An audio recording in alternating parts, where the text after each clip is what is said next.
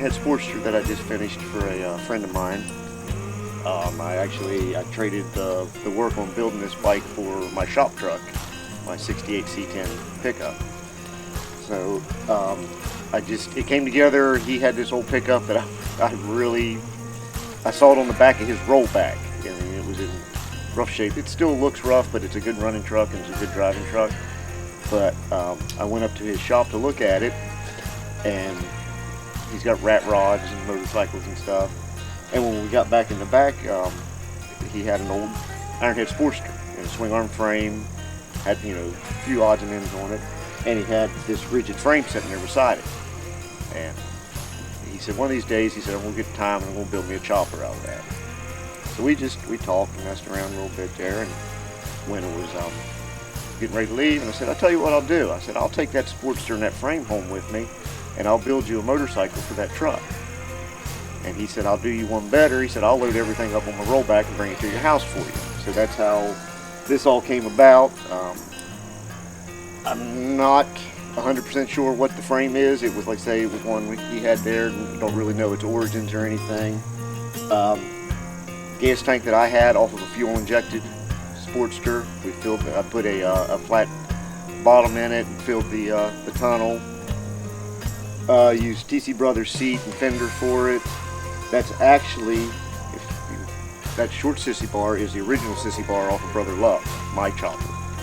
And when I was going it, I stuck it on there. I had to shorten it a little bit, but I stuck it on there and I sent him a picture. I said, do you want a short sissy bar or a long one? He said, I like that one. I said, well, that's the one we'll use.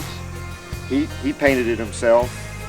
He does paint work in his shop, and he said this really tested his limits on, because he wanted a gold lace inlay on it, not something really bold out, but just kind of a subtle effect. To be honest, when he told me he was going to, red was fine. When he told me he was going to paint the frame red too, I thought this is going to be way too much red. And when I started putting it together and started putting all the chrome on it, I thought, this is perfect. This is just, in your face 70s custom chopper. Fenders of TC Brothers. RJ Cutting Edge Custom cut the battery box for me. It's a Moto Iron Springer. Wheels, because wheels right now are impossible to find, I scrounged up. RJ hooked me up with one, and Terry Summers hooked me up with another one to get a decent set of wheels on it.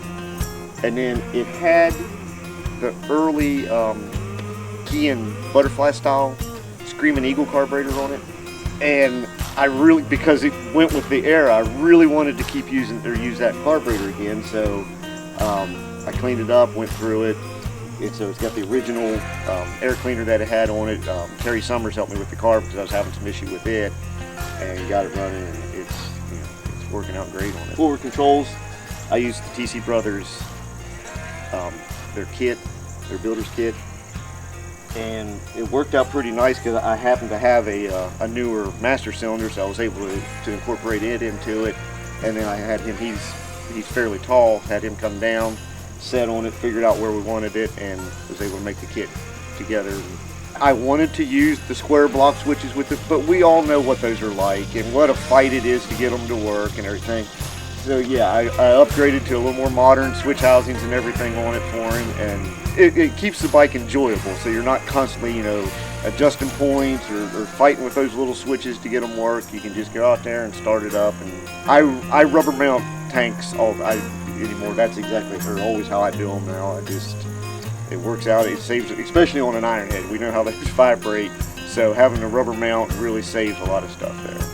I told him when I deliver it, I'm just going to stick it in the back of that pickup. I'm going to drive to the shop and do a big burnout in front of the shop with the bike in the bed of the truck.